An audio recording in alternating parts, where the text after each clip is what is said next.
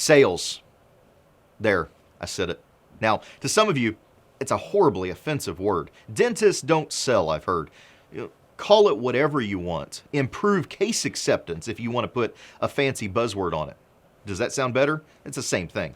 When we come back, I want to tell you why you not only should sell, but you are ethically obligated to sell to your patients. Stay tuned.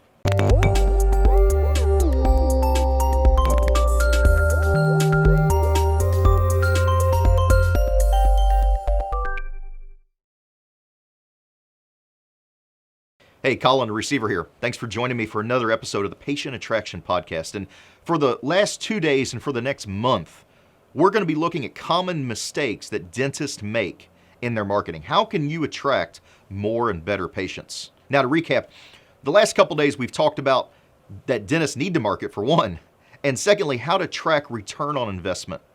But today, I want to tell you how to sell, and more importantly, why you're ethically bound to sell to your patients. But first, let me define selling in the dental industry. Selling means that you're making patients aware of the treatments that you offer that can improve their life and solve their problems. Wow, that's the breakdown. That's it. Now there's unethical selling. Let's get the big pink elephant in the room right out of the way. There's unethical selling. There's guys out there, unscrupulous dentists, corporate dentists out there that are possibly selling things patients don't need to them in an effort just to bolster their revenues. That's not what I'm talking about here. Selling is putting your services in front of the patient in a way that they will accept treatment. You're selling what you do. You're selling yourself. So let's boil this down to what really matters.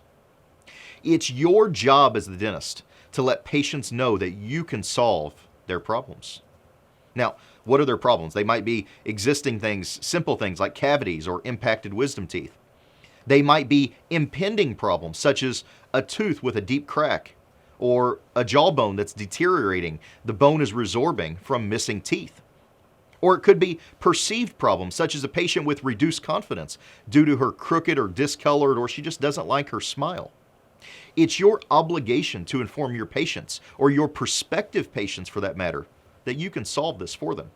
It's your obligation to explain the benefits of solving those problems and, of course, the cost of inaction. That filling, that cavity, is going to turn into a crown, which is going to turn into an implant if you don't fix it. That's what selling is. Now, many of you probably think of selling as pushing procedures onto patients who don't really need them, like a used car salesman. And while, like I said, there might be some corporate dentists out there, or who knows, some other dentists out there who do this, this is not what I'm talking about. You are an expert at solving dental problems. When you see a solution to a patient's problem, it's your responsibility to present that solution. And presenting this solution is selling. You have a responsibility to do everything in your power to convince that patient to act in his or her own self-interest and follow your recommendations. If you're the expert, they should follow your recommendation if you're presenting things correctly. Convincing the patient is selling.